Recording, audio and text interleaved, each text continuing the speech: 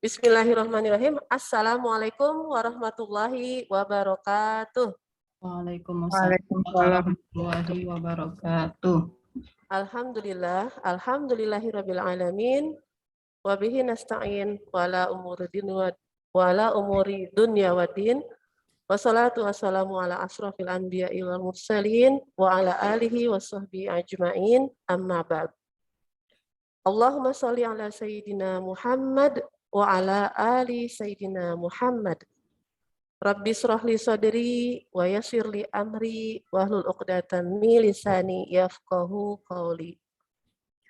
Faqala Allah Ta'ala fi kitabil karim, a'udzu billahi minasyaitonir rajim. Bismillahirrahmanirrahim.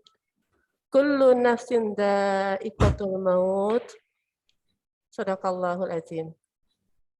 Pertama-tama yang saya cintai, ya, yang saya hormati, Ibu Ketua Majelis Taklim Aulia, Ibu Dian Siti Kalsum, ya. Kemudian yang sama-sama kita cintai, ya, Ibu Robiah, selaku pemateri hari ini, dan beliau adalah rohaniawan dari Rumah Sakit Sari Asih, dan insya Allah akan bergabung bersama kita menjadi tim pemulasaran Janais MT Aulia. Yang saya cintai sama-sama pengurus MT Aulia yang baik berada di offline maupun berada di ruangan online. Ya, semoga semua dalam keadaan sehat walafiat. Amin ya robbal alamin. Ibu-ibu solihah sekalian, baik. Untuk keberkahan acara ini, marilah sama-sama kita buka Daurah Janais sore hari ini dengan membaca basmalah. Bismillahirrahmanirrahim. Dan sama-sama kita dengarkan Tauji Robbaniyah, ya, Al-Quran yang akan dibacakan oleh Ibu Vini. Kepada Ibu Vini, tafadholi. Syukran Bu Yana. Ya. A'udzu billahi minasyaitonir rajim. Bismillahirrahmanirrahim. Qul la amliku li nafsi darran wa la naf'an illa ma syaa Allah. Likulli ummatin ajal. Idza jaa ajaluhum fala yastakhiruna sa'atan wa la yastaqdimun. Artinya, katakanlah Muhammad, aku tidak kuasa menolak mudarat maupun mendatangkan manfaat kepada diriku kecuali apa yang Allah kehendaki. Bagi setiap umat mempunyai ajal atau batas waktu. Apabila ajalnya tiba, mereka tidak dapat meminta penundaan atau percepatan sesaat pun. Shadaqallahul azim. Ya. Jazakillah Ibu Vini atas dibacakannya surat Yunus ayat 49. Mudah-mudahan menjadi pengingat kita semua akan kematian, ya, bahwa sesungguhnya Allah tidak akan menunda suatu umur, ya, atau suatu kehidupan hambanya kecuali sudah ditetapkan. Nah, ibu-ibu sekalian yang dirahmati Allah, bahwa hari ini, ya, kita akan belajar bagaimana mengurus, ya, jenazah atau menjadi kewajiban kita terhadap saudara Muslim yang meninggal, ya, sehingga hukum fardu kifayah dijalankan dan tidak menjadi tanggung jawab setiap individu. Kenapa harus ada orang yang mampu untuk melakukan pengurusan jenazah? Karena ada cara-cara tersendiri, ada kemampuan yang harus dikuasai dalam mengurus jenazah sebagai tanda kita memuliakan kepada saudara kita yang meninggal. Karena salah satu kewajiban seorang muslim kepada muslim yang lainnya adalah mengurus mengurusnya saat ia meninggal, yaitu memandikannya, mengkafani, dan mensolatkan. Maka kemampuan dalam mengurus jenazah itu harus kita pelajari. Harus ada ahlinya. Paling tidak kita tahu, kita secara pribadi tahu bagaimana pengurusan jenazah yang benar.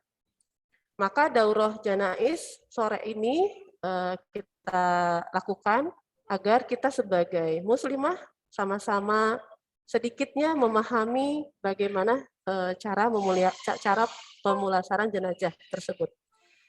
Sebelum nanti kita akan praktek, insya Allah kita akan mendengarkan materi tentang kematian. Untuk menjadi pengingat kita, sebagai zikrul maut kita, sebagai pemahaman kita, bagaimana hak dan kewajiban kita terhadap saudara yang meninggal. Pemateri hari ini yang pertama adalah Ibu Ratih Ratnadi Ningtyas, ya Ibu Ratih, insya Allah semua sudah kenal dengan Ibu Ratih ya. Dan nanti prakteknya akan disampaikan oleh Ibu Robiah, ya Ibu Robiah yang tadi saya katakan beliau adalah tim pemulasaran jenazah di Rumah Sakit Sari Asih. Demikian ibu-ibu sekalian, untuk mengefektifkan waktu, mari sama-sama kita mendengarkan pemaparan materi tentang kematian yang akan disampaikan oleh oleh Ibu Ratih ya. Kepada Ibu Ratih, kami persilakan.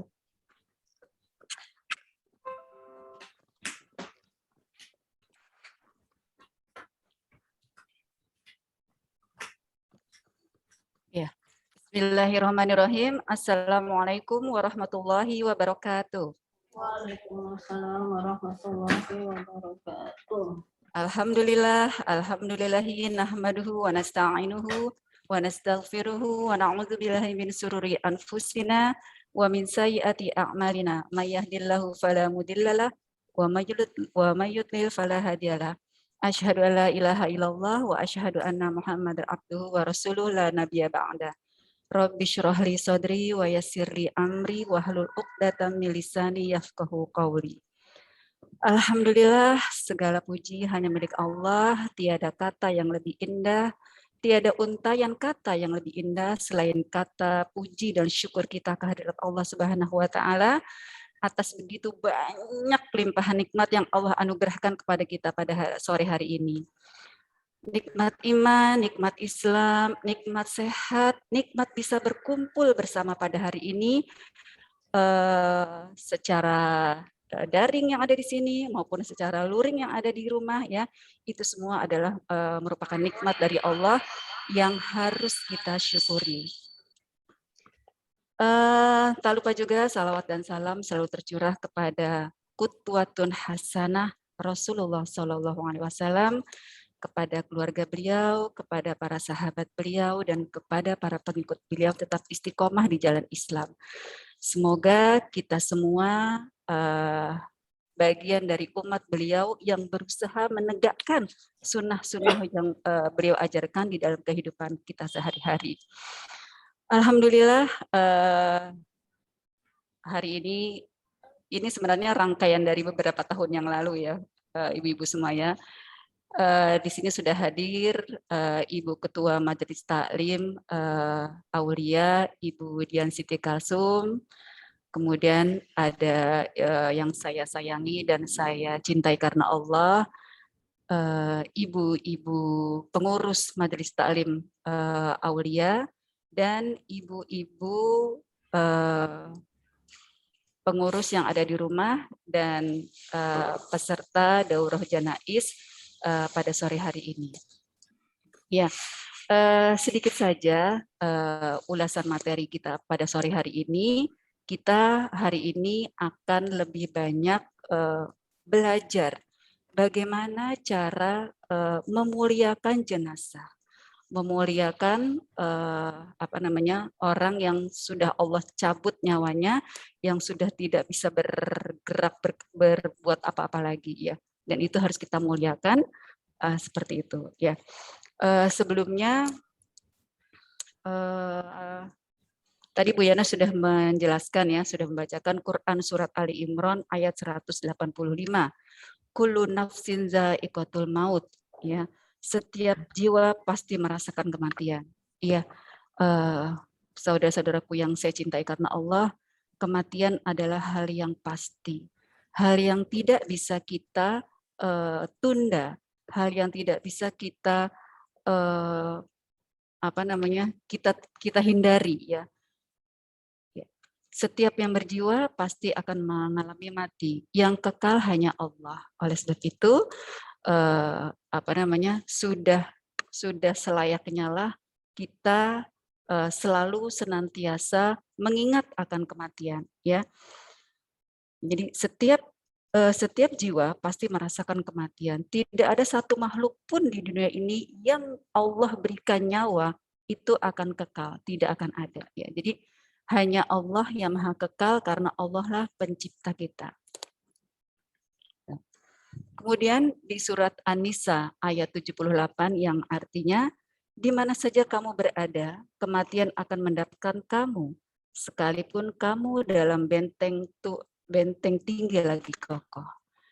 Ya, ibu-ibu jamaah Majelis Ta'lim Aulia yang saya cintai karena Allah, di surat An-Nisa ayat 78 ini, Allah mengingatkan kita bahwa kita tidak akan bisa bersembunyi sedikit pun dari kematian. Ya. Sekalipun kita berada di gunung yang tinggi, di benteng yang kokoh, di dasar lautan yang dalam, kala itu Allah sudah mentakdirkan kita, mentakdirkan kita untuk mengakhiri hidup kita, tidak akan ada yang bisa untuk menghalanginya. Ya, seperti itu. Di dalam suatu hadis yang diriwayatkan oleh Ibnu Majah, ya, saat itu ada seorang sahabat Ansor ya bertanya kepada Rasulullah, wahai Rasulullah, siapakah orang yang paling baik? Siapakah orang yang paling utama? Siapakah mukmin yang paling utama? Ya, sahabat Ansor itu berkata kepada Rasulullah, bertanya kepada Rasulullah, wahai Rasulullah, siapakah mukmin yang paling utama? Ya, Rasulullah menjawab, mukmin yang paling utama adalah yang baik akhlaknya. Ya, itu adalah mukmin yang paling utama, yang baik akhlaknya, yang akhlaknya menyenangkan hati orang yang melihatnya. Dan sebaik-baik akhlak adalah akhlak Rasulullah. Oleh sebab itu, bila kita ingin selamat nanti di akhirat, ya, kita sudah punya suatu tauladan yang luar biasa yang Allah kirimkan kepada kita, yaitu Rasulullah SAW. Ya, kemudian sahabat itu bertanya lagi kepada Rasulullah, wahai Rasulullah, siapakah orang yang paling cerdas? Ya, Rasulullah menjawab, orang yang paling cerdas adalah orang yang paling banyak mengingat kematian dan mempersiapkan diri menuju kematian. Ya, sekali lagi ya, jadi orang yang paling cerdas menurut Rasulullah adalah orang yang paling banyak mengingat kematian dan mempersiapkan kematian itu sendiri.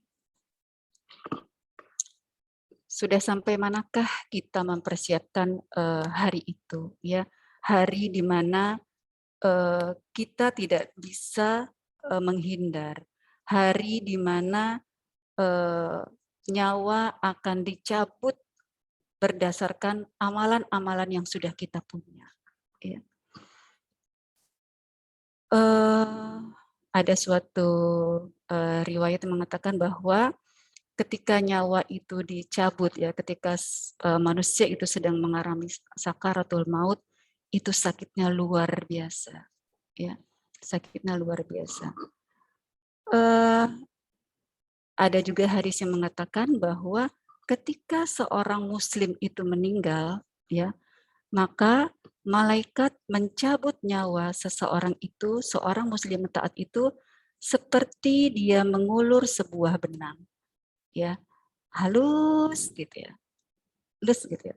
Kemudian malaikat itu menepuk si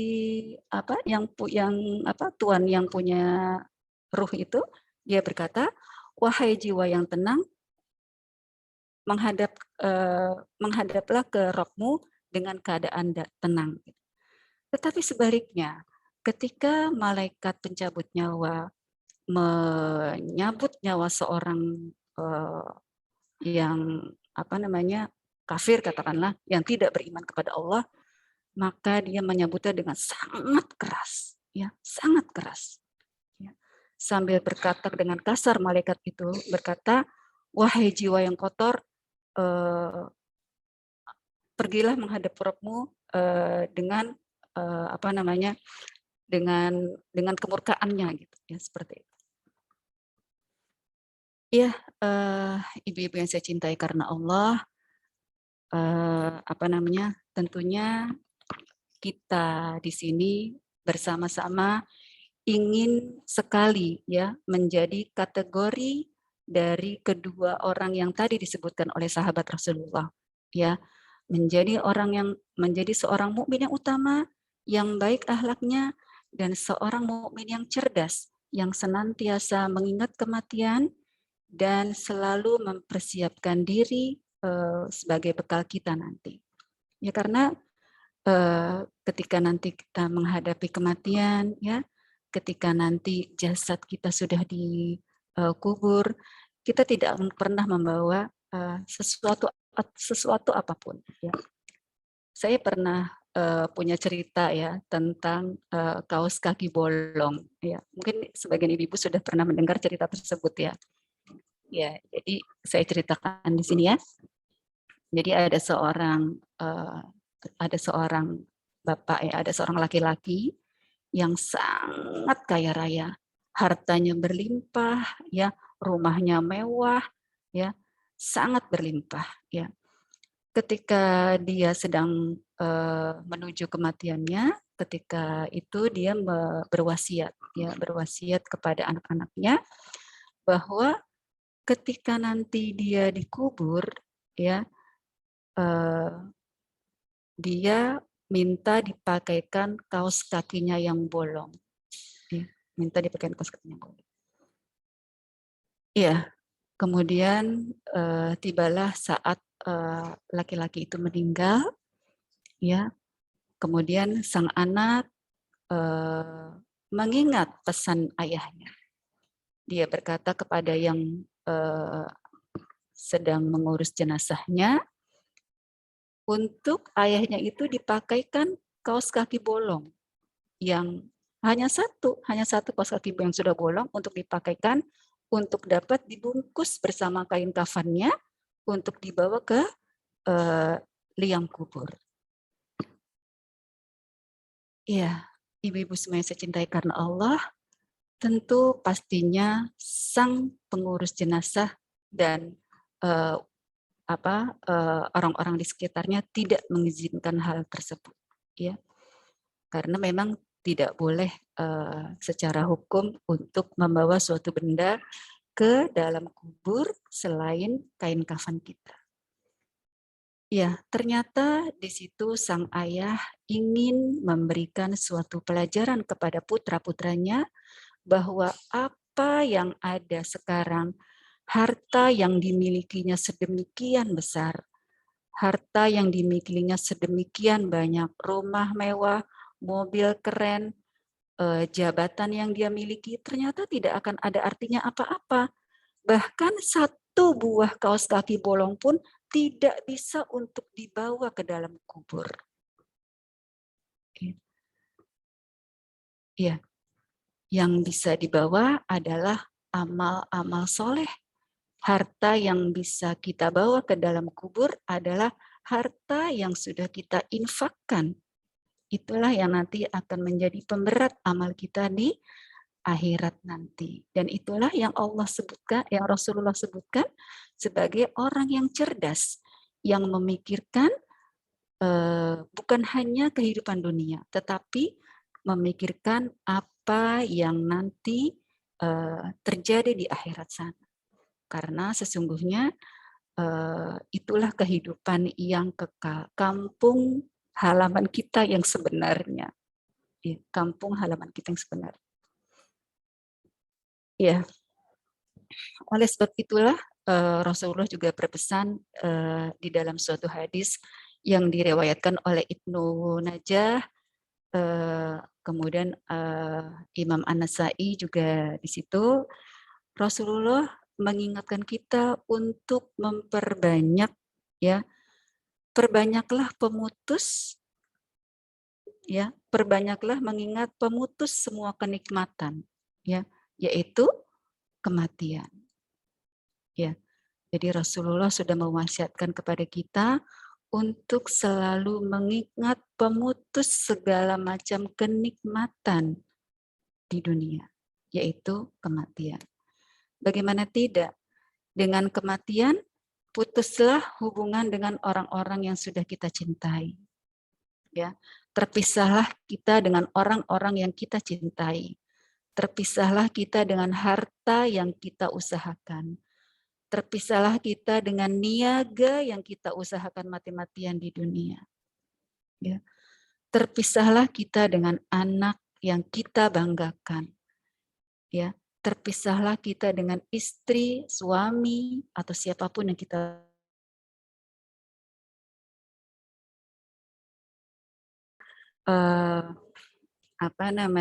orang yang cerdas adalah orang yang banyak mengingat kematian dan mempersiapkan diri untuk menuju kematian tersebut. Ya, kemudian kita sebagai seorang Muslim, ya, merupakan kewajiban kita untuk memuliakan jenazah, ya, memuliakan saudara kita yang yang sudah meninggal. Ada 4 kewajiban yang Allah suruh, yang Allah perintahkan kita melalui contoh yang Rasulullah ajarkan. Yang pertama adalah memandikan, kemudian yang kedua adalah mengkafani, dan yang ketiga mensolatkan, dan yang terakhir adalah menguburkan. Itu semua adalah hak bagi saudara kita yang sudah meninggal dan kewajiban kita bagi orang-orang yang ada di sekitarnya. Jadi hukumnya adalah fardu kifayah, ya, fardu kifayah. Tapi walaupun ini fardu kifayah, bukan berarti kita tidak usah untuk mempelajari hari ini, tidak, ya. Ya. Karena mungkin suatu saat kita dituntut, ya, suatu saat di mana kondisi yang kita tidak bisa pungkiri, itu kita dituntut untuk melakukan hal tersebut, ya. Saya alhamdulillah pernah mengalami hal tersebut, ya. Jadi saat itu saya baru belajar praktek sekali, ya. Jadi saya diajak sama teman saya langsung praktek memuliakan jenazah, memulasari jenazah, ya. Nah, saat itu tetangga saya ada yang meninggal, tetangga saya, ya, orang yang sudah tua yang saya sangat hormati juga, kebetulan tetangga, ya, jadi saya sudah menganggapnya ibu saya sendiri. Nah, kondisi di daerah saya saat itu orang tuh sedang piknik, gitu, sedang orang masjid itu semua sedang piknik. Jadi mereka tidak mendapati orang yang memandikan jenazah. Ya, saat itu saya berusaha memberanikan diri, mencoba untuk mengambil tugas tersebut. Karena kalau kita tidak mengambil itu, maka kita akan berdosa. Berdosa. Nah, jadi wajib bagi kita, ya, untuk belajar, walaupun ini sifatnya adalah fardu kifayah. Ya, baik ibu-ibu semua, mungkin sedikit materi ini bisa memberikan kita sedikit pembekalan, ya. Insya Allah sore hari ini kita akan mencoba praktek, kita akan mencoba belajar bagaimana kita memberikan memberikan kewajiban kita dan memenuhi hak saudara kita yang sudah meninggal. Insya Allah sore ini saya ditemani oleh Ibu Robiah. Ya, Ibu Robiah ini adalah tim pemulasaran jenazah dari Rumah Sakit Sari Asih. Ya, jadi beliau insya Allah sudah berpengalaman ya di bidangnya insya Allah. Ya, mungkin itu saja sedikit dari saya. Mohon maaf sekali bila ada kekurangan dan mohon maaf tadi ada sedikit gangguan ya. Sama-sama sebelum kita memulai belajar praktek memuliakan jenazah ya, memandikan, mengkafani,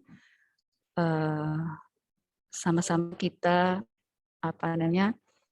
berniat bahwa apa yang kita lakukan ini adalah sebagai salah satu niat kita untuk menghadapi kematian, ya, menghadapi kematian yang memang tidak mungkin bisa kita pungkiri, ya, tidak mungkin kita bisa hindari. Ya, itu saja dari saya. Mohon maaf lahir dan batin. Saya akhiri sebelum kita nanti praktek yang sebenarnya untuk memandikan dan mengkafani jenazah. Wabillahi taufiq wal hidayah. Assalamualaikum warahmatullahi wabarakatuh.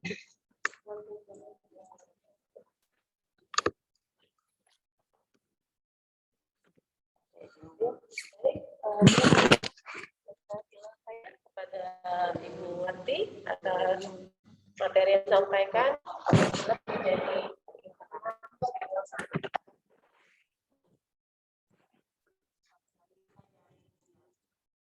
sedikit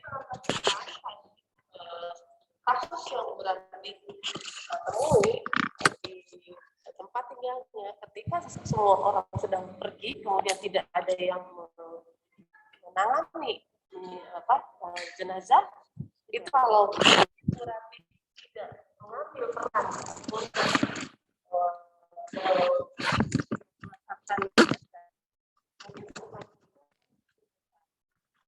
alhamdulillah dengan durasi melakukan tugasnya menguatkan jenazah sehingga untuk kewajiban orang-orang tetap tersebut jadi gugur dan tidak terdosa. Jadi memang harus ada yang mengambil peran untuk melakukan penanganan terhadap jenazah. Nah, untuk kita semua harus sedikit mengetahui. Kita akan memulai praktek. Sebelumnya kita akan berkenalan dengan Ibu Rosi.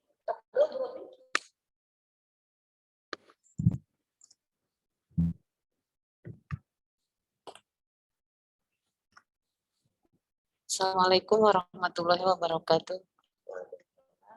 Alhamdulillahilladzi khalaqal mauta wal haya liyabluwakum ayyukum ahsanu amala wa huwal azizul ghafur. Asyhadu an la ilaha illallah wahdahu la syarikalah wa asyhadu anna Muhammadan abduhu wa rasuluhu la nabiyya ba'da. Allahumma shalli ala sayyidina Muhammad wa ala ali sayyidina Muhammad. Baik Ibu-ibu jemaah rahimakumullah, saya adalah narasumber yang kedua yang insya Allah akan memandu berjalannya praktek pemulasaraan jenazah. Namun sebelumnya perkenalkan, nama saya Robiah. Saya tinggal di Pondok Kacang Timur. Kemudian aktivitas saya sehari-hari sebagai guru, memuliakan jenazah ini adalah pekerjaan panggilan hati, ya. Dan ini sudah saya tekuni selama kurang lebih 16 tahun. Alhamdulillah, dari sekian lama saya mengurus jenazah sudah banyak pengalaman yang saya alami, yang dialami oleh Ibu Rati, mungkin itu saya sudah mengalaminya lebih dahulu, karena setiap kita itu memang harus memiliki kewajiban untuk bisa mengurus jenazah, paling tidak kita bisa mengurus jenazah keluarga kita sendiri. Kalaupun kita belajar bukan untuk mengurus jenazah orang lain, kenapa kita tidak belajar untuk mengurus jenazah keluarga kita sendiri? Karena kewajiban mengurus jenazah itu adalah kewajiban dari keluarga, bukan dari orang lain. Tapi kalaupun dari kita belum mampu atau belum bisa, setidaknya kita tahu apa-apa saja yang harus kita persiapkan ketika kita mengalami musibah di dalam keluarga kita ada yang meninggal dunia. Baik ibu-ibu jamaah rahimakumullah, sebelum nanti kita memulai praktek dan mengenal apa-apa saja yang harus kita persiapkan, sekali lagi sebelumnya mohon dibukakan pintu maaf yang seluas-luasnya karena bahasa saya dengan bahasa Bu Rati mungkin tidak sinkron ya kan, karena saya orang Betawi asli, jadi saya nggak bisa ngomong yang bagaimana ya. Ya maaf sekali lagi, jadi mungkin nanti bicara saya agak ke Betawian, mohon dibukakan pintu maaf. Sekali lagi saya bukan bekerja ya Bu ya, bukan bekerja. Jadi mengurus jenazah itu bukan pekerjaan. Itu adalah panggilan hati karena nanti kalau kita sudah terbiasa mengurus jenazah, insya Allah sudah tidak ada lagi yang namanya rasa takut, sudah tidak ada lagi yang namanya rasa jijik, karena dari sekian banyak jenazah yang saya tangani, yang saya urus, yang saya bantu pemulasaraannya, banyak yang aneh-aneh ya. Nanti insya Allah kalau kita sudah terjun, kita akan belajar dari sana. Seandainya jenazah itu adalah saya, bagaimana perasaan kita seperti itu. Tapi ketika saya mengurus jenazah, terus terang, jujur dari dalam hati saya, ketika saya mengurus jenazah, saya memiliki rasa kebahagiaan yang luar biasa. Bukan bahagia karena mendapat kafalah atau mendapat apresiasi dari sekelilingnya, tapi saya bahagia karena ketika kita bisa mengurus jenazah orang lain, mengurus jenazah keluarga kita, maka Allah akan mengampuni dosa-dosa kita. Kemudian Allah akan memberikan pahala sebanyak 1 qirat ketika kita bisa mengurus jenazah siapapun dia, baik keluarga maupun orang lain. Berapa 1 qirat itu? 1 qirat itu senilai dengan sebesar Jabal Uhud. Jabal Uhud itu gunung Uhud yang ada di Mekah ya Bu. Segitu. Begitu besarnya pahala yang Allah berikan ketika kita bisa mengurus jenazah. Maka tidak ada salahnya kita belajar, paling tidak kita bisa mengurus jenazah keluarga kita. Mungkin itu sekilas info ya, sekilas info tentang siapa Robiah. Robiah itu ya saya, pengurus jenazah yang tinggal di Pondok Kacang Timur, yang alhamdulillah pada sore hari ini dipercaya untuk bergabung di Majelis Taklim Aulia ini. Semoga kita bisa bekerja sama dengan baik dan insya Allah kami di sini akan bekerja dengan solid dan apabila dibutuhkan kami bisa langsung terjun bersama-sama dengan teman-teman kami. Baik, ibu-ibu sekalian, kita langsung praktek di sana ya Bu ya, di depan nanti saya akan mengenalkan kepada ibu-ibu semua alat-alat yang harus kita persiapkan.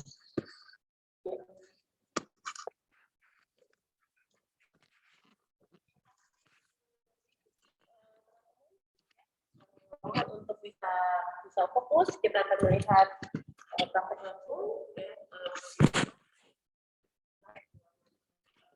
Benar, sesuai kaki. Dan karena Bobi memang dari rumah sakit, alhamdulillah kita akan belajar bagaimana menangani jenazah COVID juga. Karena saat ini, terakhir-terakhir ini banyak ya pengurus jenazah ya itu tidak mau menangani jenazah COVID. Tapi alhamdulillah Ibu Robi ya dalam masa kemarin saat tinggi-tingginya kasus kematian COVID, Ibu Robi sehari bisa sampai 6 jenazah yang diurus. Alhamdulillah.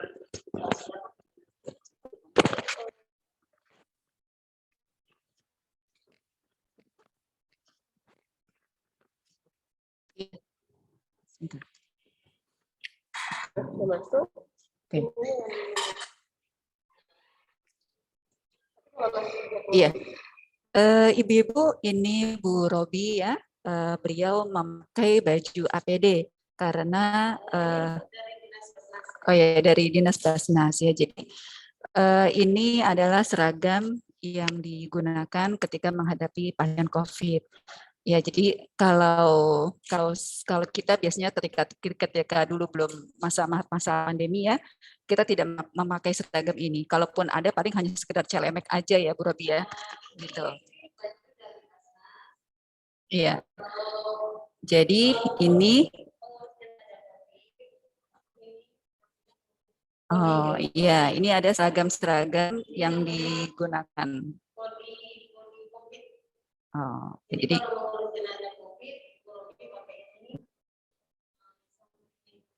iya. Jadi ketika beliau menangani jenazah COVID, beliau memakai seragam yang warna hijau itu, ya, karena untuk proteksi diri ya, beberapa untuk proteksi diri. Iya, lengkap. Iya.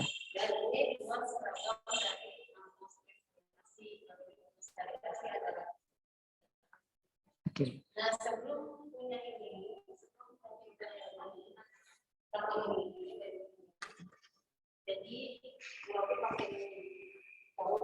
Iya, celemek.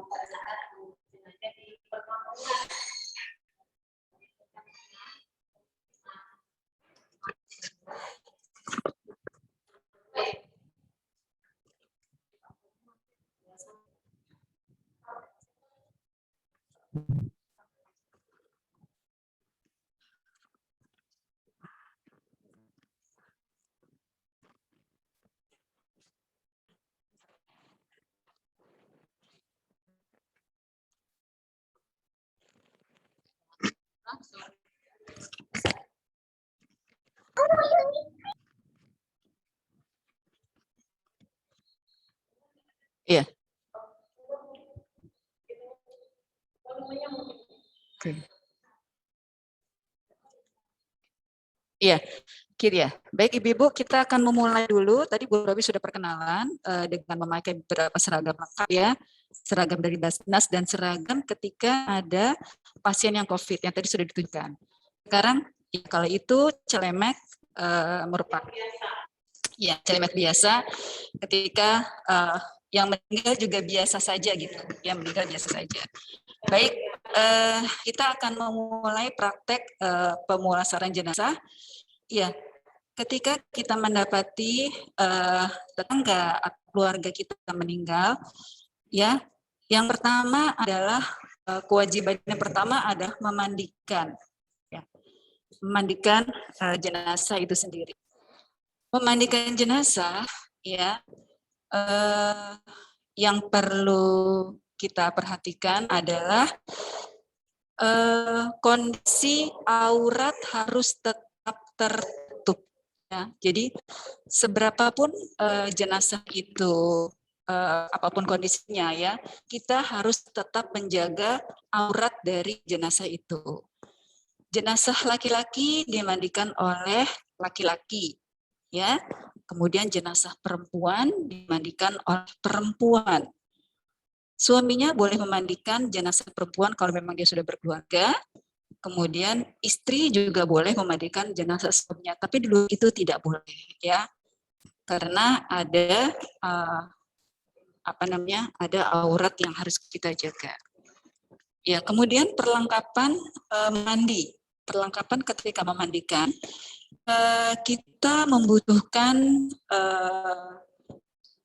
sabun cair lebih baik. Kalau saya biasa menggunakan sabun cair juga. Sabun, shampoo, kemudian handuk, ya. Handuknya ketinggalan, handuk, ya. Mungkin handuk bisa 2 atau 1 juga boleh. Ya. Ini busa, ngelap ya, spon. Dan jangan lupa ibu-ibu kalian bahwa ketika kita memandikan jenazah, kita harus menggunakan sarung tangan. Ya. Jadi tidak boleh kita memakai tangan langsung. Ya. Jadi kita harus menggunakan sarung tangan. Sarung tangan ini kalau yang sekarang sudah ada sarung tangan yang sudah jadi, berarti Bapak? Ada sarung tangan COVID ada. Oh ya, ada sarung tangan khusus COVID ada. Kalau saya biasa pakai sarung tangan karet tuh, ya, sarung tangan karet. Kemudian ketika memandikan peralatan yang lain adalah yang pastinya air, ya. Airnya itu terdiri dari 3 bak kalau pakai bak ya, atau pakai air mengalir juga boleh ya, seperti itu. Iya, pakai air mengalir langsung ya. Kemudian boleh dipraktekkan mungkin langsung Bu Mas mandi dulu. Ya, kita akan coba memulai dari memandikan dulu.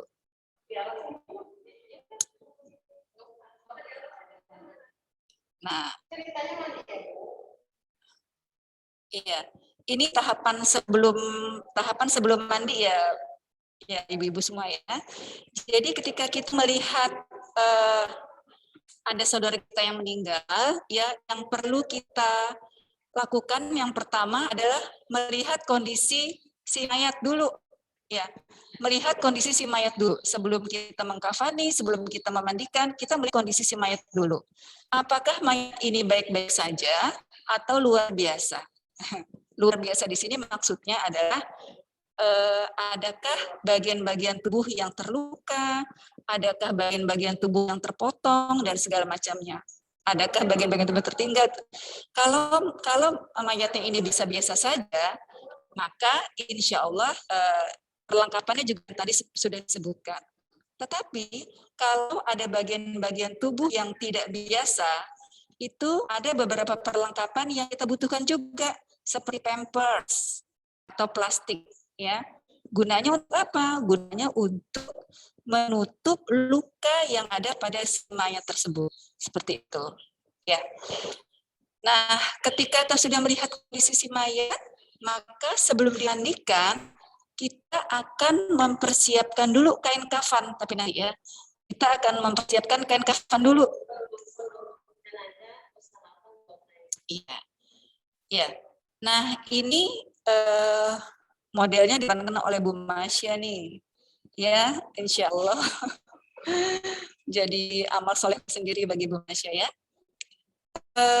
Jadi mayatnya itu harus ditutup, tetap harus terjaga uratnya dengan menutup kain ya, jarik, kalau saya bilangnya jarik, 2 buah jarik ya, 2 lembar jarik ya, seperti itu. Ya, jadi sebelum itu dimandikan, kita akan menutup wajah, ya, menutup wajah. Kenapa harus ditutup wajahnya? Ya, khawatir banyak orang-orang yang tidak mampu untuk melihat si mayat, gitu. Ada kalanya orang-orang yang kuat dan ada kalanya orang yang tidak kuat. Tapi kalau bagi orang yang kuat, ketika dia ingin melihat, boleh sambil mendoakan, ya, seperti itu. Nah, ketika sudah melihat ceritanya ibu-ibu di sini sebagai anggota pemulasaran jenazah, ya. Ketika sudah melihat kondisi si mayatnya baik-baik saja, kemudian ibu-ibu harus mengukur kain kafan. Jadi sebelum dimandikan, hal pertama yang harus kita persiapkan adalah kain kafannya dulu, ya, kain kafannya dulu. Nah, kain kafannya dulu. Ini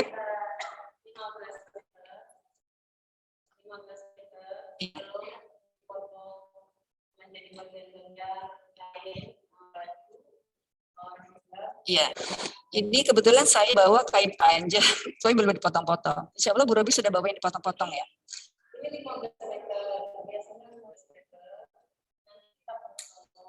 Iya. Diulang. Jadi kain panjang 15 meter, kain kafan yang panjang 15 meter itu akan kita potong menjadi beberapa bagian. Ya. Untuk jenazah perempuan itu terdiri dari 5 sampai 7 lapis. Ya. Apa urutannya 5 sampai 7 lapis itu? Yang pertama adalah kain yang paling dasar.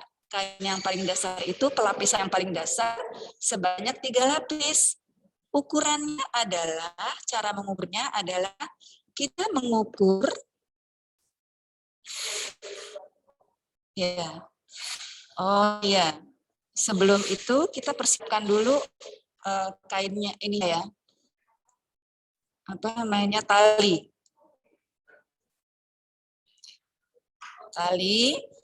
diukur dari ujung kepala sampai ujung kaki. Nah, di ujung kepala itu dilebihkan sepanjang 30 cm atau sepanjang 3 jengkal. Di atas kepala 3 jengkal, kemudian di kaki juga 3 jengkal. Ya, jadi harus disisakan Ibu ya, supaya untuk nanti kita mengikat pocongnya. Ya. Setelah mempersiapkan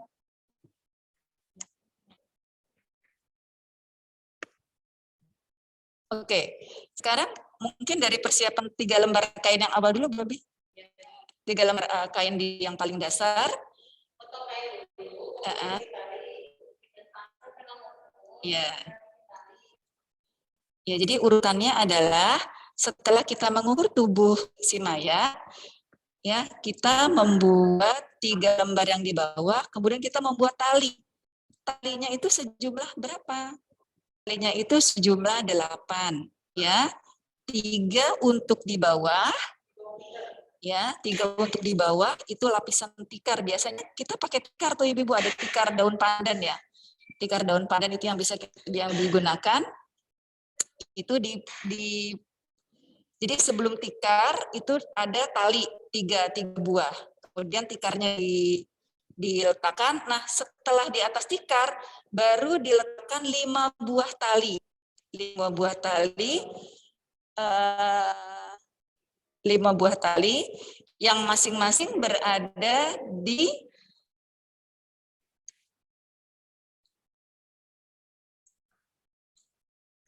ya. Hah? Cara mandiin ya?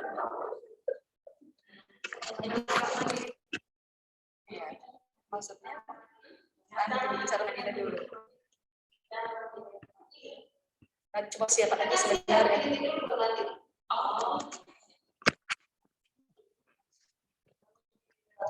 Ya, aku lihat. Ya, jadi sebelum jenazah itu dimandikan, hal yang pertama adalah kita harus mempersiapkan kain kafan dulu. Kenapa? Karena ketika nanti jenazah itu sudah dimandikan, dia langsung bisa dikafani, ya. Nah, ini seperti ini ya. Ini ceritanya tidak ada tikar pandan, jadi pakai jarit, ya. Pakai jarit. Ya.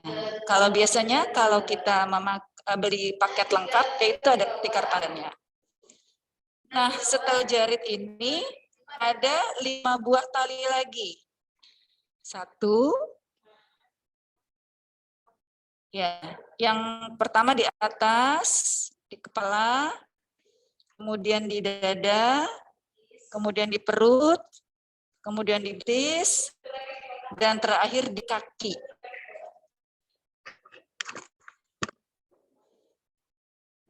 Di kaki. Oke. Nah, ini adalah lapisan pertama ya. Jadi Ibu sudah tahu cara memotongnya tadi ya. Kita ukur panjang jenazah dari kaki sampai kepala, dari kepala sampai kaki, kemudian dilebihkan 30 cm di masing-masing bagian. Ini lapisan pertama sudah diletakkan 3 lapisan pertama. Kemudian dibentangkan pula agak miring ya. Lapisan kedua.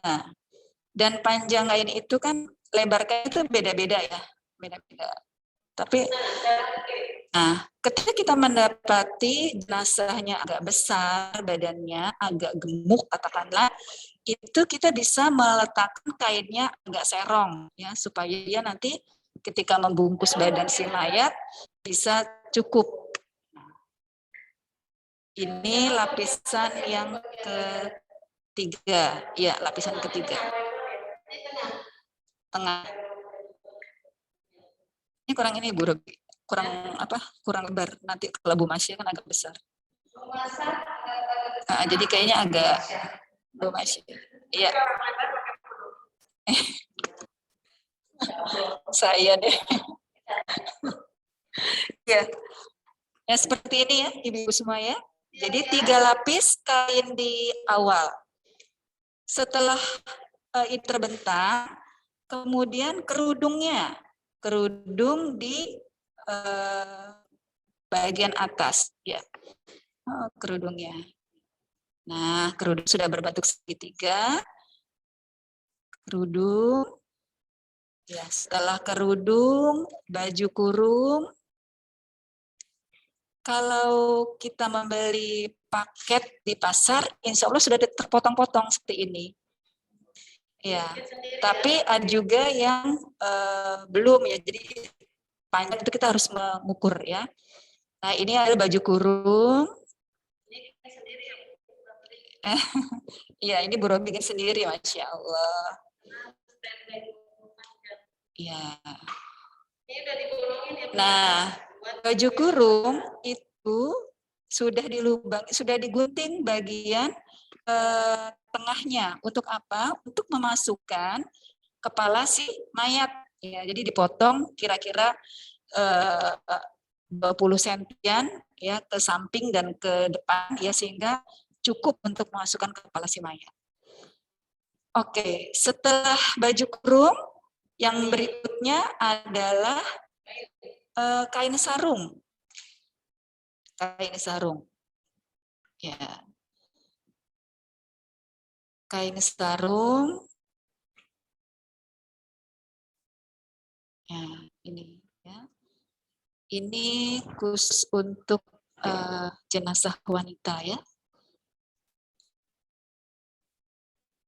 Kain sarung. Iya. Dirapihkan serapih mungkin, kita memberikan yang terbaik ya untuk orang-orang yang kita muliakan di akhir hidupnya ya. Setelah kain sarung dibentangkan, yang terakhir adalah daleman ya, daleman, celana dalam ya. Celana dalam. Ini celananya ya, Bu? Ya, itu bisa kita buat sendiri, bisa berbentuk seperti itu atau bisa berbentuk biasa saja, tidak apa-apa ya.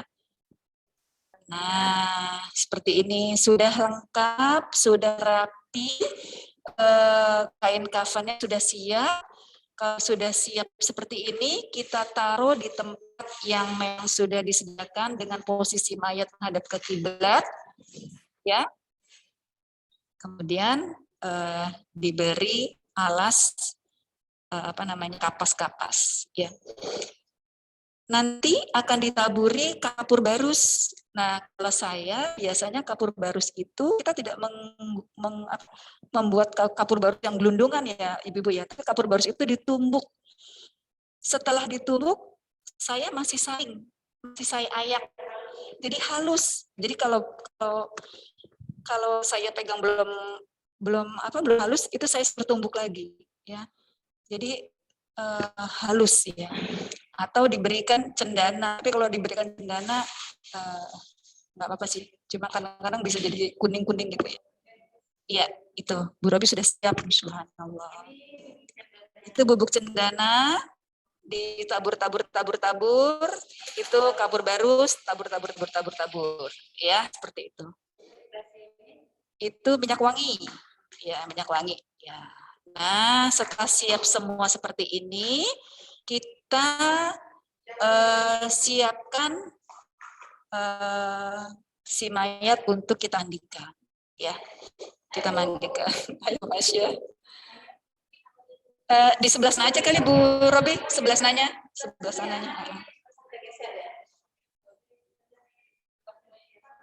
Iya.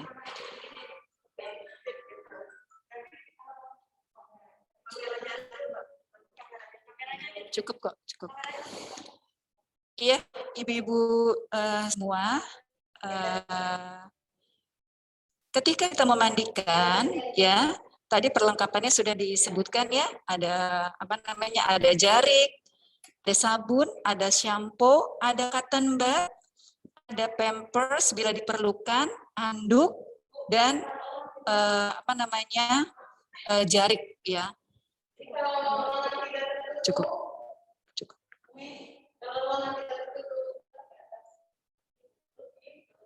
Ya. Hal yang penting yang perlu diperhatikan adalah memandikan mayat itu bukan gotong royong, bukan rame-rame 10 orang masuk semua, tidak, ya. Tetapi seperlunya saja, 2-3 cukup, ya. Dan harus tertutup, tidak boleh ada yang ngintip, ya. Ibu, saya pernah mengalami suatu kejadian yang saya alami sendiri ketika saya berada di Magetan. Itu orang-orang memandikan jenazah, siapa saja boleh lihat, ya. Tidak diperbolehkan. Jadi orang megang kain itu sambil ngelihatin, seperti itu. Tidak, ya, tetapi kita memuliakan, sangat memuliakan jenazah, bahwa jenazah itu harus tertutup, hanya yang memandikan saja yang melihat, ya. Dan aurat si mayat harus tetap dijaga, tidak boleh terlihat. Sehingga kita memandikannya pun dengan kondisi pakai jari, ya. Ya. Pertama yang perlu dilakukan adalah kita menekan, kita ini dulu istinjakan si mayat. Ya, istinjakan si mayat. Caranya gimana? Ya, kita tekan perutnya sedikit-sedikit sambil didudukan sedikit. Didudukan. Nah, sedikit aja. Nah, emang harus bantu. Ya, seperti itu, ya. Seperti itu, sambil ditekan perutnya, nanti ada orang yang menyiram air. Jadi, satu orang menekan perutnya sambil setengah duduk saja, kemudian dibersihkan. Ya, tangannya masuk. Tangannya tetap masuk ke dalam kain. Tidak boleh dibuka kainnya, ya. Tidak boleh dibuka kainnya, dan kita tidak boleh melihat aurat besar si mayat. Ya. Ya. Ceritanya itu sudah ditutup. Nah, ceritanya sudah ditutup. Nah, ceritanya ditutup dan harus ditutup. Oke. Sudah, sambil diurut perutnya pelan-pelan dengan kasih sayang, ya, pastinya, ya. Dan sebelumnya kita niat memandikan, ya. Bismillahirrahmanirrahim. Diurut sambil dibuang.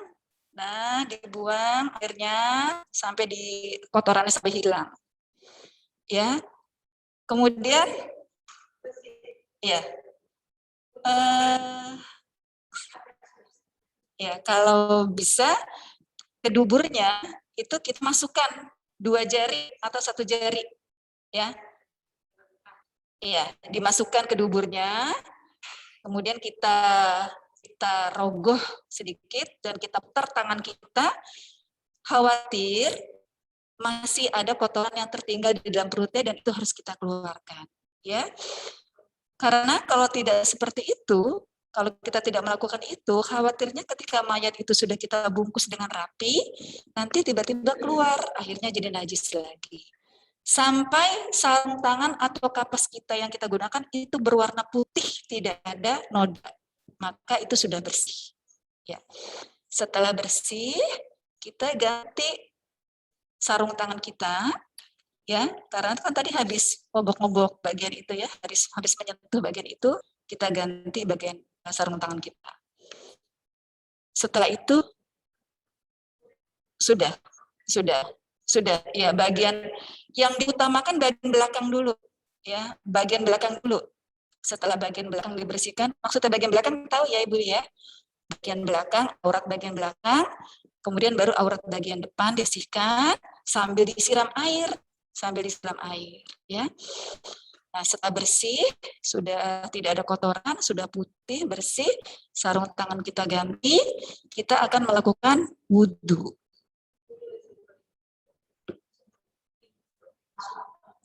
Oh ya, ya. Bagian belakangnya, ya, bagian belakang itu ditutup pakai kapas, ya, tutup pakai kapas. Supaya apa? Supaya mungkin ya tadi khawatir ada pendarahan atau ada kalau kita yakin itu sudah bersih, ya khawatir pendarahan itu tadi, ya. Jadi tidak ada cairan lagi yang keluar dari lubang depan maupun lubang belakang. Nah, setelah itu mayat akan kita wudukan, ya. Mayat akan kita wudukan. Wudunya seperti bagaimana? Seperti apa? Wudu biasa, ya. Wudu biasa. Pertama dimulai dari dimulai dari mencuci tangan. Mencuci tangan. Ya, dahulukan tangan kanan seperti sunnah Rasulullah ya. Pastikan dahulukan tangan kanan.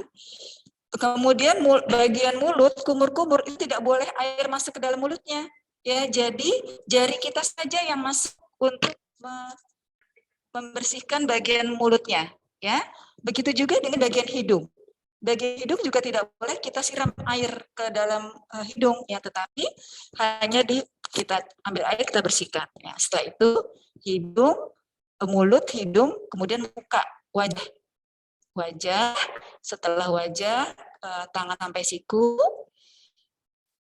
Ya, dahulukan yang kanan. Kemudian kepala. Ya, kemudian telinga juga begitu, hati-hati. Kita berikan pelayanan yang terbaik ya, Ibu-ibu semua ya. Setelah itu baru kaki terakhir ya, terakhir kaki. Kaki. Nah, kaki. Oke. Nah, setelah itu baru dimandikan ya.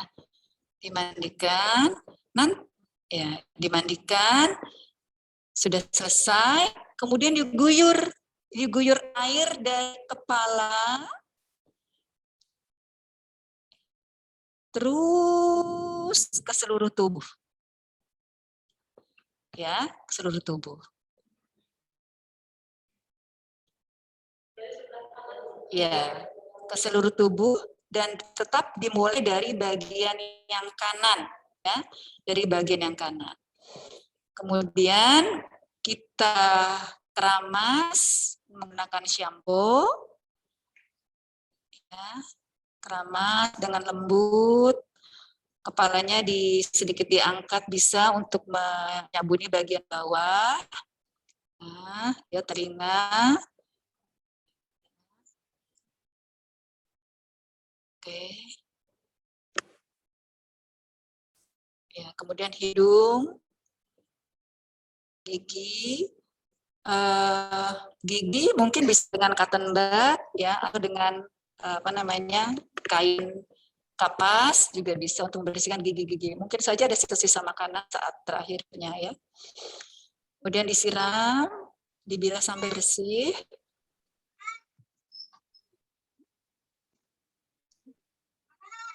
Ya. Nah, kemudian bagian badan.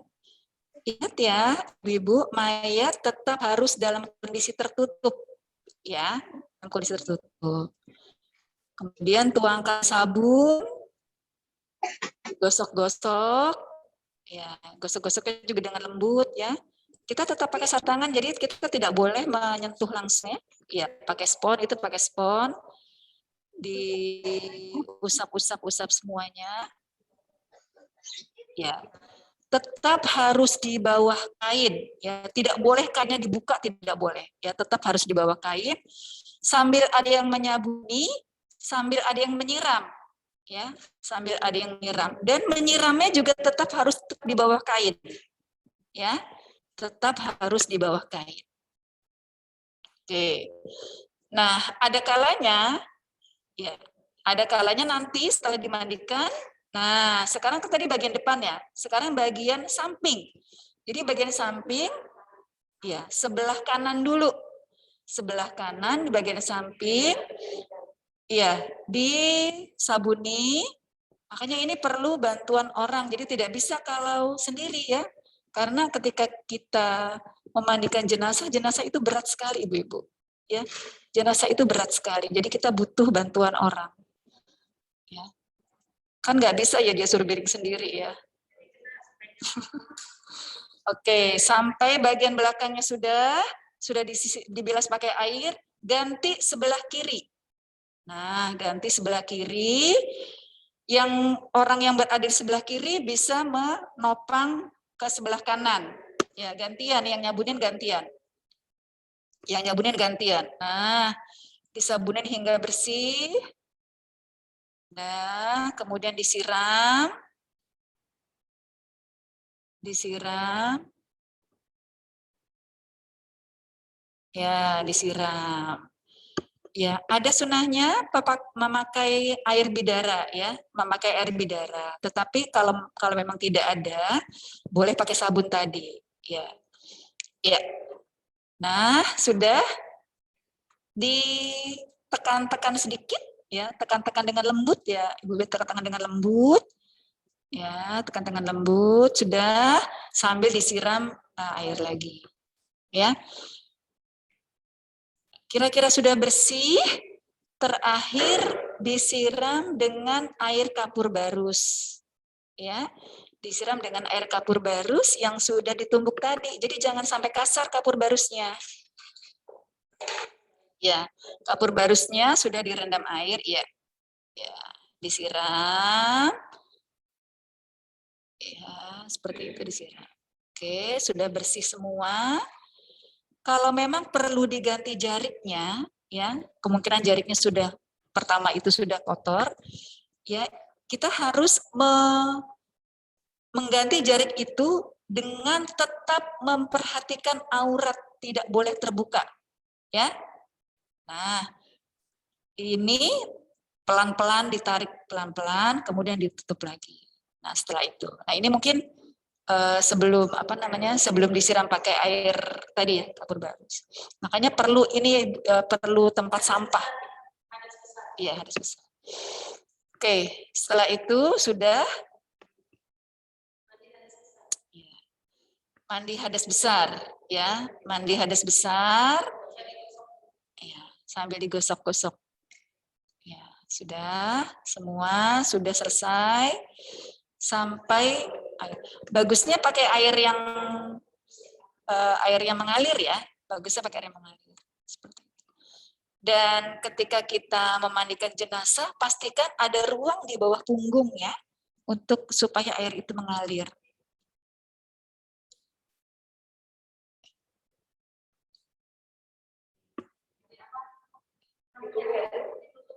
Ditutup. Oh, iya. Iya, untuk mengeluarkan, khawatir ada air yang masuk, itu dikeluarkan sedikit dipencet. Bisa di ini enggak kameranya? Jadi lebih kelihatan. Dideketin. Nah, ini adalah, coba Bu Robi dibuat gerakan-gerakannya. Ya. Dipijit-pijit sedikit.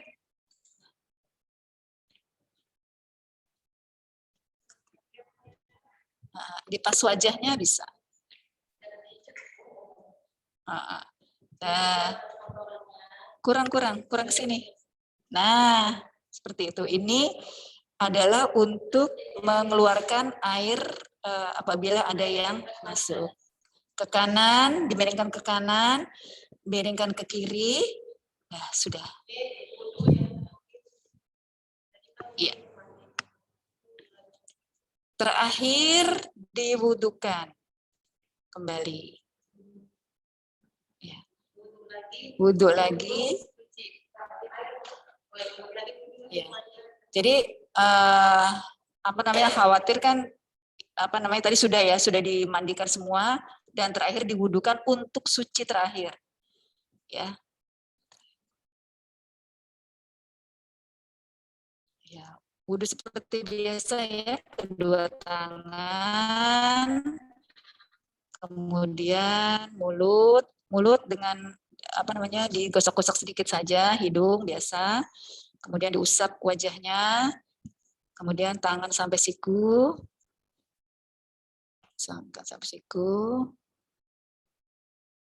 ya, kepala, ya, telinga,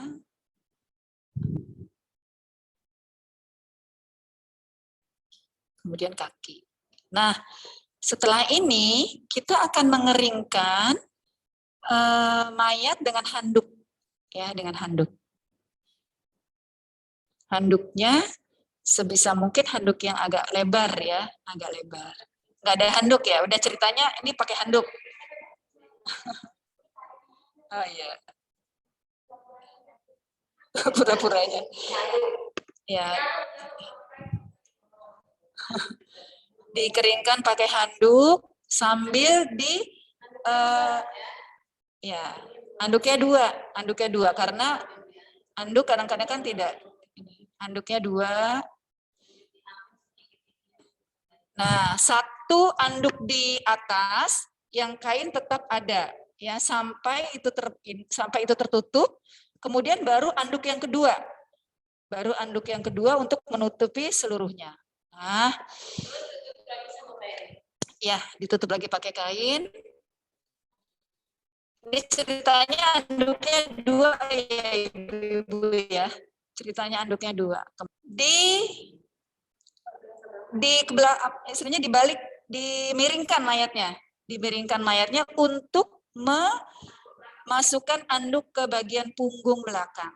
Nah, kanan dulu, kemudian kiri dulu, sampai semua tubuhnya tertutupi. Ya. Sudah bersih, alhamdulillah, siap untuk dikafani. Ya, siap untuk dikafani, diangkat. Karena ini nggak bisa mengangkat, Bu Masya boleh jalan sendiri. Ya, mengangkat, tangan kanan di atas.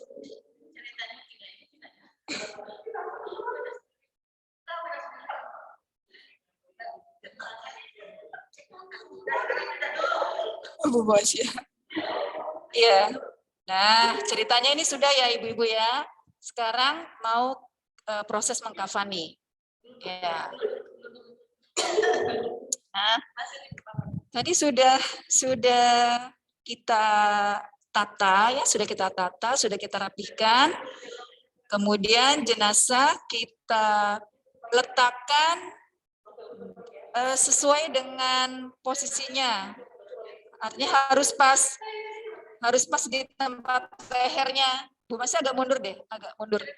Ya, jangan sampai ketika kita kurang pas meletakkan pada posisi kepala, itu kita agak sedikit memaksa jenazah menggeser-geser kembali ya. Kasihan. Nah, sebisa mungkin dipaskan. Nah. Oke. Ya. Setelah itu kita menyisir rambutnya. Ya, menyisir rambut, merapihkan. Kalau rambutnya pendek, tidak usah artinya disisir saja, ya, disisir saja. Tetapi bila jenazah itu mempunyai rambut yang panjang, maka dia dikepang, ya. Setelah dikepang, ya, kemudian dikebelakangkan, ya, diikat dulu, dikepang. Nah, kita tutupi dulu dengan kapas, tetap menjaga aurat, jangan sampai kelihatan ya. Nah, ditutup pelan-pelan secara bertahap. Satu bagian tubuh tertutup, bagian terbuka, jadi tidak ada yang kelihatan auratnya ya. Ditutup dengan kapas. Saya nggak boleh ikat.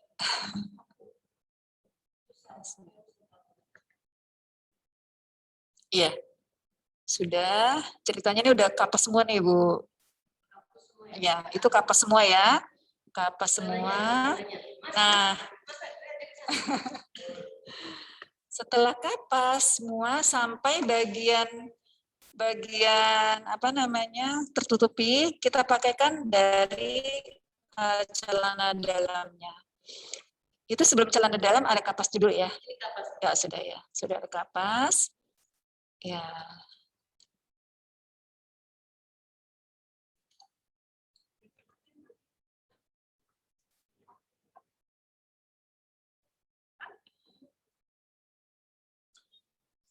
Ya, kapas semua.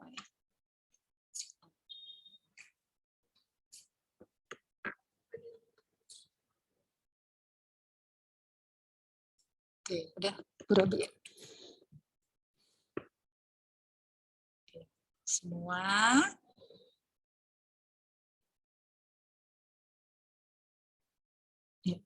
Kalau untuk peletakan kapas ini tidak ada tidak ada tuntunan khusus harus bagaimana gitu ya, tidak khusus harus bagaimana. Iya, yang penting tertutup semua, terlindungi ya. Nah, sudah rapi. Nah, ya kemudian kita dari kiri kita lilitkan kain sarung, rok panjang, kain sarungnya. Nah, setelah itu, setelah dirapihkan, ya, ditutup bagian hidung kecil, bagian telinga nanti pokoknya berlubang-lubang nanti ditutup, ya. Itu pakai kapas, kemudian dibulat-bulatkan sebesar kira-kira lah ya, kecil-kecil gitu aja. Nah, setelah itu, ya Allah, ya, dimasukkan baju kurungnya. Makanya ini posisi ini memang kita harus pas untuk meletakkan supaya kita tidak menggeser kembali. Ya, diletakkan, kemudian dirapihkan samping kanan kirinya, dari yang kanan dulu ya. Nah, dirapihkan serapi mungkin. Nah, setelah itu, setelah sarung, baju kurung, kemudian kerudung.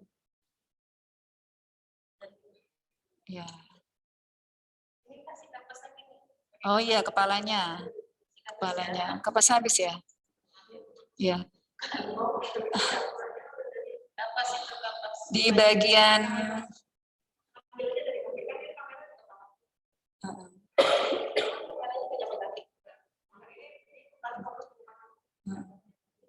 nah, ceritanya kan itu udah kena kapas gitu. Ceritanya udah kena kapas. Ya, sudah. Kemudian sekarang ke bagian wajah.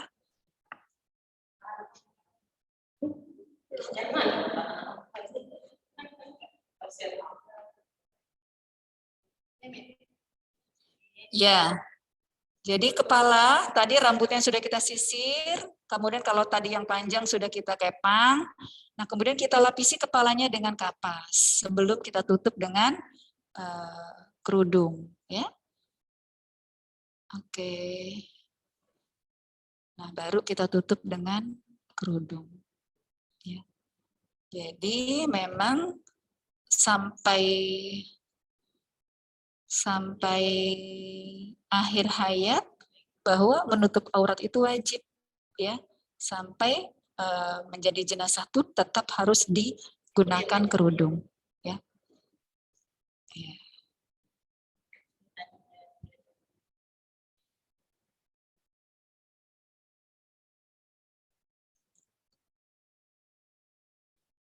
Kerudungnya boleh langsung dibentuk segitiga, boleh, atau kerudung segi empat dilipat seperti kita pakai kerudung gitu juga boleh.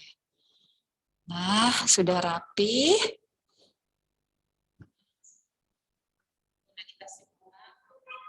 Ya, sudah. Ini merah mukanya ya.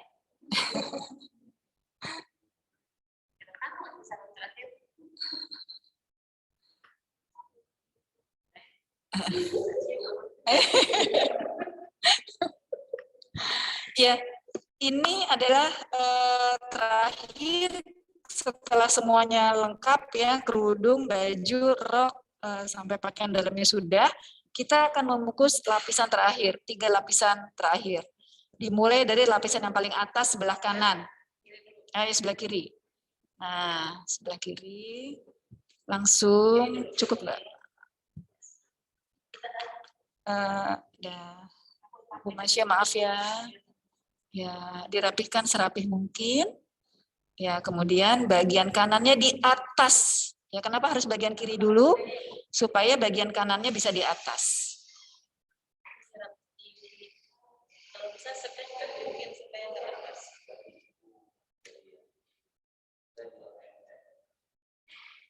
Ya, kemudian baru diikat. Ya, diikat.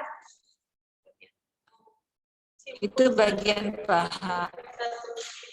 Simpul 1 ya, simpul 1 karena nanti mau dibuka. Ya, simpul 1 ya, bukan ikat mati ya, tapi simpul 1. Iya. Iya, nanti miringnya ke kanan. Ya. Oke.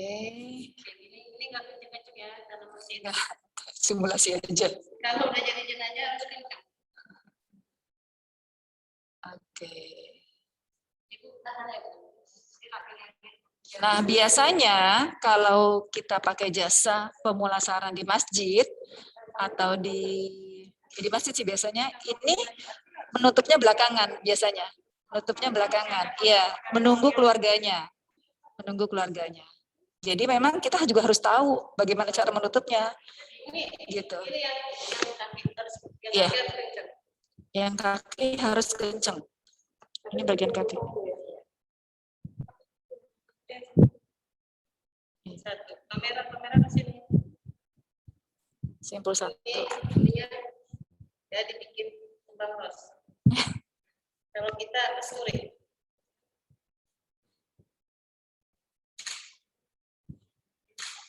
Kembang. Nah,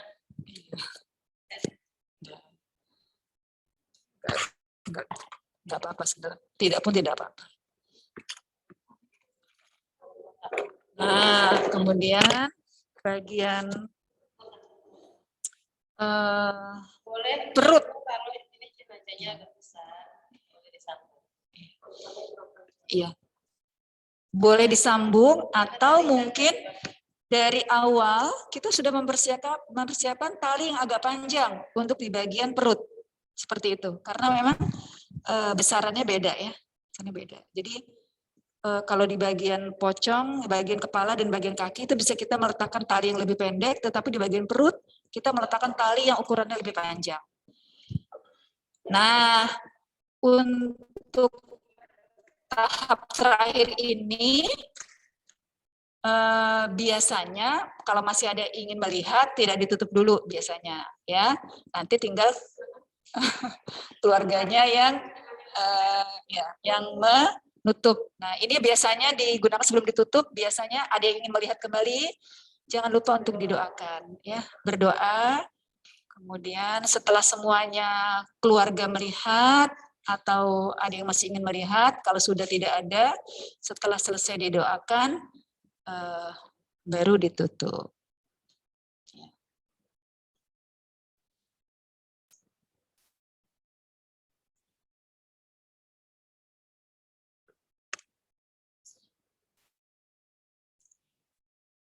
Ditutup. Tadi hidung sudah ditutup pakai kapas ya. Ya, wajahnya ditutup dengan kapas, kemudian baru ditutup semua lapisan terakhir tadi. Lapisan pertama, lapisan kedua, dan lapisan ketiga. Nah, kalau sudah seperti ini jangan dibuka-buka lagi ya. Jangan dibuka-buka lagi. Sudah. Sudah ditutup. Kencang ya Bu Robi ya. Ditutup. Iya. Iya. Nah, kemudian dirapihkan. Udah kasihan Bu Masya. Iya. Alhamdulillah. Setelah ditutup tadi, maka oh iya ini belum yang terakhir. Yang terakhir. Kalau pakai kain nggak bisa diikat. Kalau pakai tikar pandan. Ceritanya ini pakai tikar. Iya. Iya. Jadi kalau biasanya nih Bu, biasanya kalau paket lengkap itu ada tikar pandannya. Biasanya. Kalau tidak ada tikar pandannya, maka alas dari si jenazah ini menggunakan kain.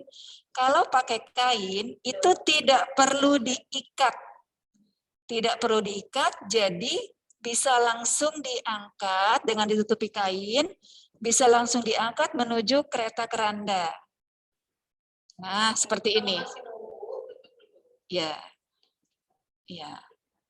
Tadi kan ceritanya udah nih, ceritanya udah. Nah, tapi kalau di alasnya itu tikar pandan, nah itu ceritanya tikar pandan tuh, maka kain yang di tikar pandannya itu diikat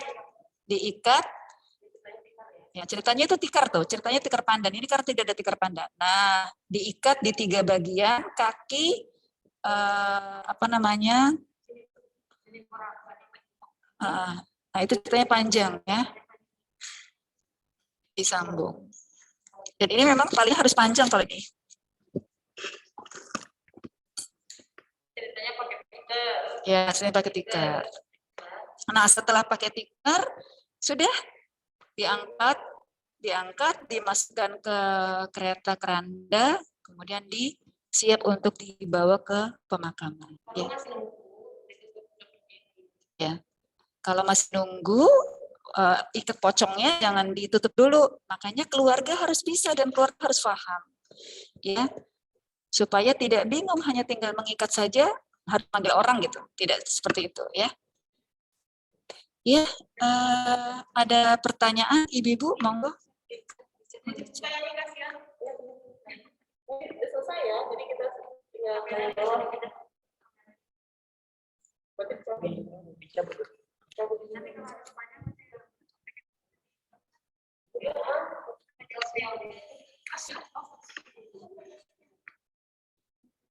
Iya. Kita coba lihat, ada beberapa pertanyaan ya. Suaranya terdengar.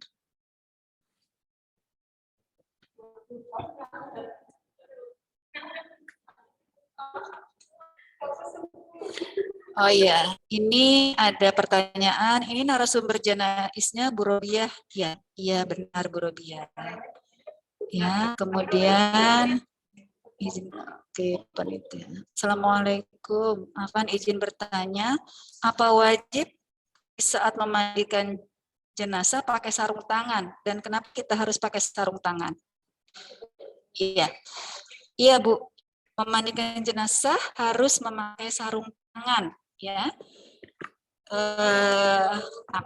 Tidak boleh pakai tangan tidak beralas, ya. Hal ini juga dicontohkan oleh Rasulullah. Rasulullah juga memakai alas ketika memandikan jenazah dulu ya. Jadi memang harus pakai sarung tangan, gitu. Mungkin pelajaran yang bisa kita ambil ada kalanya si mayat tersebut, yang pertama kita akan istinjakan jenazah, ya, mengistinjakan jenazah. Dan ketika kita mengistinjakan jenazah, tangan kita tidak boleh menyentuh maluannya, jadi harus memakai alas itu. Nah, kemudian yang kedua, mungkin ada kalanya ketika jenazah itu sakit, itu sisa-sisa penyakitnya masih sedikit ada gitu, sehingga kita melindungi diri kita dengan sarung tangan tadi. Jadi wajib pakai sarung tangan. Ya.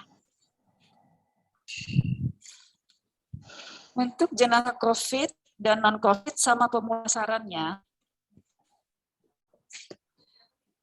Untuk jenazah COVID dan non COVID sama pemulasarannya.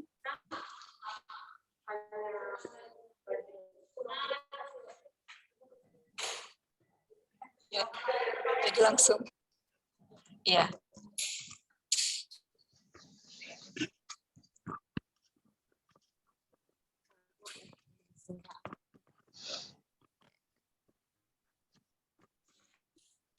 Kalau jenazah COVID sama dengan jenazah non-COVID, cara pemulasaraannya sama. Karena ketika manusia sudah menjadi jenazah, virus apapun yang ada di dalam tubuhnya sudah sama dengan jenazah, yaitu mati di dalam tubuh jenazah. Jadi tidak ada yang namanya jenazah menularkan virus. Kenapa demikian? Karena Bu Robi selama pandemi ini sudah mengurus berpuluh-puluh jenazah COVID. Alhamdulillah sampai hari ini, dan jangan sampai tertular virus tersebut. Jadi cara pemulasaraan jenazah COVID dan jenazah non-COVID semuanya sama, tidak ada perbedaannya. Sama cara memandikannya, sama cara ngafaninnya, sama cara menguburkannya. Jadi tidak ada perbedaan. Mungkin kalau selama ini ada paranoid di dalam masyarakat kita, kalau dikatakan jenazah COVID itu menularkan virus, kenyataannya tidak seperti itu. Kenapa demikian? Selama pandemi ini, Bu Robi banyak mengurus jenazah COVID, dan alhamdulillah, dan jangan sampai ada virus yang tular di tubuh Bu Robi. Untuk memandikannya juga sama, mengkafaninya juga sama, menguburkannya juga sama.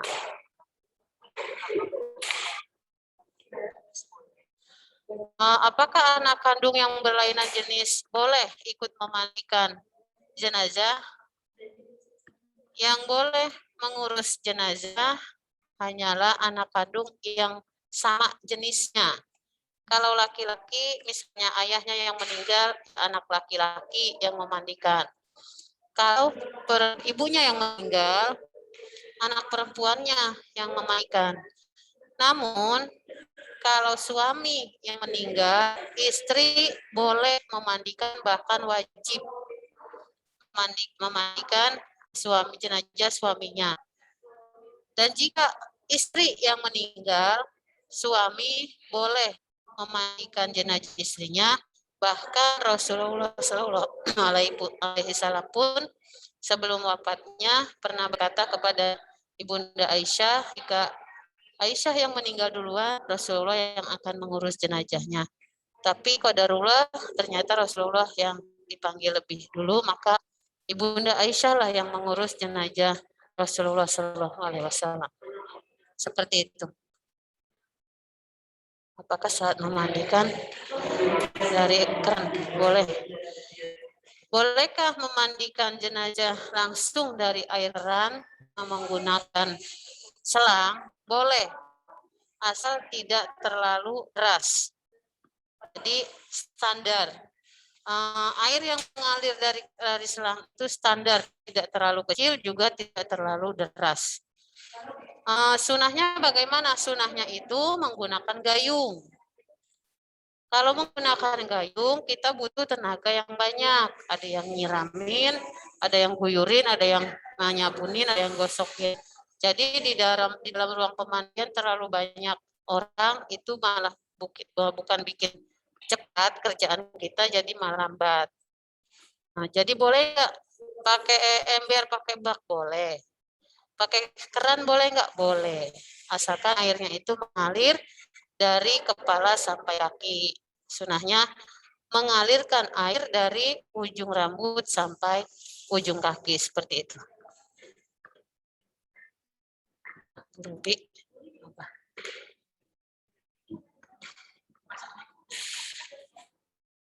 Jenazah COVID yang tidak dimandikan, yang tidak dikafani bagaimana? Wallahu alam.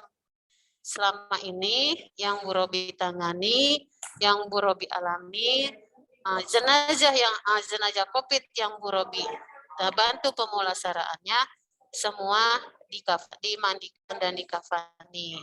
Kalaupun tidak dikafani, tidak dimandikan, dari MUI membolehkan untuk mentayamumkan. Jadi boleh ditayamumkan, tergantung situasi keadaan di lingkungan sekitar, apakah bisa menerima jenazah COVID itu dimandikan atau tidak.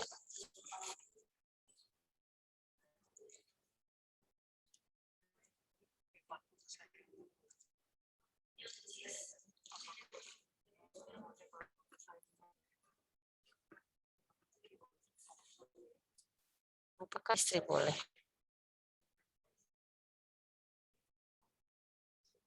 Memakaikan parfum kepada jenazah. Kalau memakaikan parfum itu tinggal kebijaksanaan keluarga ya Bu ya. Sejauh ini yang saya jalani selama pemulasaraan jenazah tidak pernah ada yang minta untuk memakaikan parfum kepada jenazah itu sendiri, karena parfum jenazah itu udah ada sendiri. Tadi kan Bu Robi sudah ngasih tahu tuh ini perlengkapan jenazah seperti ini. Ada kapur barus, bubuk cendana, kemudian ada parfum jenazah itu yang dari kita beli sudah disediakan. Ada juga ya kalau masih di perkampungan itu ada yang minta dipakaikan bedak segala macam, ada semuanya udah lengkap. Jadi belum pernah ada pihak keluarga yang meminta untuk memakaikan parfum kesayangannya, nggak ada, belum ada di pangku. Bagaimana kalau memandikan jenazah itu di pangku? Karena tidak ada meja. Belum belakangan ini ya sudah banyak tempat pemandian.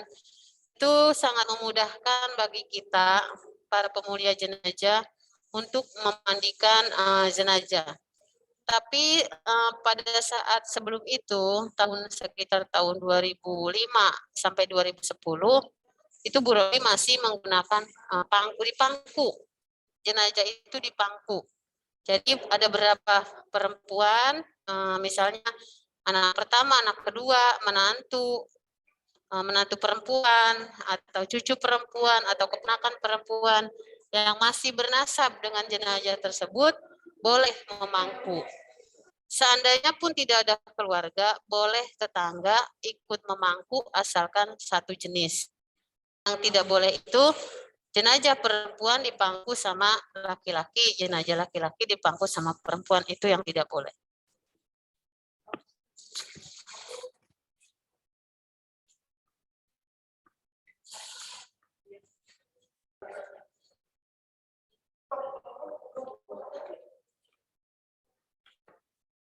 Ya, mungkin ibu-ibu jamaah rahimahullah, Bu Robi berharap ibu-ibu semua tidak puas, karena kalau puas belajar tidak akan bertambah ilmu kita. Kalau ibu-ibu semuanya tidak puas, kita bisa mengadakan kembali, karena memang belajar mengurus jenazah itu tidak cukup hanya sekali, harus berulang-ulang. Meskipun sudah berulang-ulang, kalau tidak praktek, tidak terjun langsung, tidak akan bisa kita melakukannya. Saya udah sering praktek, udah sering belajar, tapi nggak pernah terjun, ya nggak bakalan bisa. Kalau sudah belajar, sudah praktek, harus terjun. Ya paling tidak untuk mengurus jenazah keluarga kita dulu. Alhamdulillah, mudah-mudahan ilmunya bermanfaat. Mungkin itu yang bisa Bu Robi lakukan untuk berbagi ilmu bersama Bu Rati.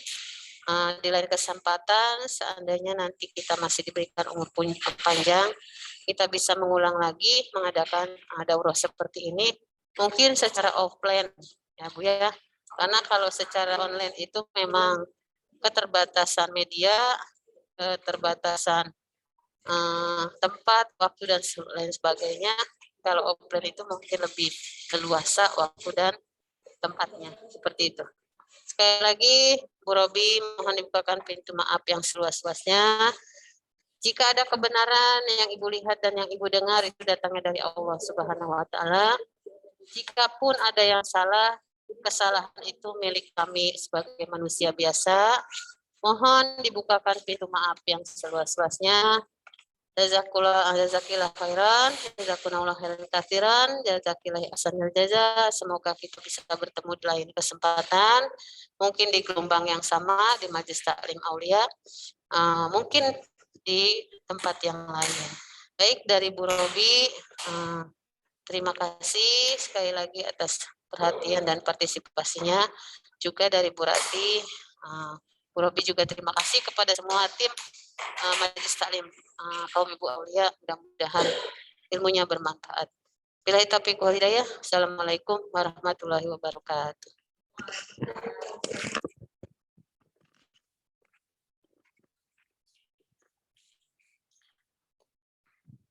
Ya, waalaikumsalam warahmatullahi wabarakatuh. Jazakumullah khairan jaza kepada Ustazah Robiah dan Ibu Ratih yang hari ini, Masya Allah, banyak memberikan ilmunya, ya, baik pemahaman tentang pengurusan jenazah maupun cara praktek langsung. Mudah-mudahan apa yang hari ini kita sampaikan, apa yang hari ini kita pelajari, dapat bermanfaat untuk diri kita, untuk lingkungan kita, dan untuk orang-orang yang berada di sekitar kita. Baiklah Ibu-Ibu sekalian, karena acara kita sudah selesai, kita berharap kegiatan ini berlanjut kepada bahwa kami dari tim pemulasaran jenazah insya Allah siap memberikan layanan pemulasaran jenazah. Jadi apabila ada di antara kita, tetangga, teman, direktoran yang sedang ada kebutuhan untuk bantuan pelayanan jenazah, kami dari MT Aulia siap membantu, siap dipanggil. Insya Allah tim kami ada Ibu Robiah dan Ibu Ratih menjadi tim pemulasaran Kesturi MT Aulia. Maka dengan ini, dengan mengucapkan Bismillahirrahmanirrahim, kami bersama ini kami launching tim pemulasaran Kesturi MT Aulia. Mudah-mudahan memberikan manfaat untuk lingkungan kita. Amin ya rabbal alamin. Ibu-ibu yang dirahmati Allah, kami mengucapkan terima kasih atas waktunya sehingga apa yang kami sampaikan memberikan manfaat kepada kita semua. Dan tadi seperti apa yang dikatakan Bu Robi, bahwa kita tidak cukup puas sampai di sini belajarnya. Insya Allah di lain kesempatan kita akan belajar kembali. Marilah sama-sama kita tutup acara ini ya dengan membaca istighfar sebanyak-banyaknya. Astaghfirullahaladzim, astaghfirullahaladzim, astaghfirullahaladzim. Ya Rabbi, lakal hamdu kama yanbaghi li jalali wajhikal karim wa azimi sultanik. Amin. Raditu billahi rabba wa bil islami dina wa bi Muhammadin nabiyya wa rasulah. Ya Amin. Allah, ya Arhamar Rahimin, ya Rahman, ya Rahim, yang memiliki jiwa-jiwa kami. Jadikanlah kami hamba-Mu yang penuh manfaat, ya Allah. Jadikanlah kami hamba-hamba-Mu yang dapat melaksanakan kewajiban, baik kewajiban secara fardu kifayah maupun fardu ain, ya Allah, agar kami dapat menjadi penolong di saudara-saudara kami. Ya Allah, jadikanlah kami hamba-hamba-Mu yang soleh, hamba yang penuh manfaat. Sebaik-baik hamba adalah yang bermanfaat untuk orang lain. Ya Allah, jadikanlah kami hamba-hamba-Mu yang bersyukur. Jadikanlah kami hamba-hamba-Mu yang bermanfaat untuk dunia dan akhirat, untuk saudara kami, untuk keluarga kami, dan untuk orang-orang yang berada di lingkungan kami. Ya Allah, matikanlah kami dalam keadaan husnul khatimah. Matikanlah kami dalam waktu-waktu yang terbaik, di hari-hari terbaik, dalam keadaan yang terbaik, Amin. dalam keadaan iman yang terbaik, ya Allah. Amin. Ya Rabb, cita-cita kami adalah kembali kepadamu dalam keadaan yang terbaik, husnul khatimah, sebagaimana yang kami harapkan, ya Allah, untuk mendapatkan ridha-Mu, mendapatkan surga-Mu, ya Allah, ya Arhamar Rahimin. Ampunilah kami, dosa-dosa kami, baik yang kami lakukan dengan sengaja atau tidak sengaja. Yang kami lakukan, yang besar maupun yang kecil, yang terdahulu maupun yang akan datang, yang nampak atau yang tak nampak, ya Allah. Ya Allah, ya Arhamar Rahim, irhamna, irhamna, irhamna.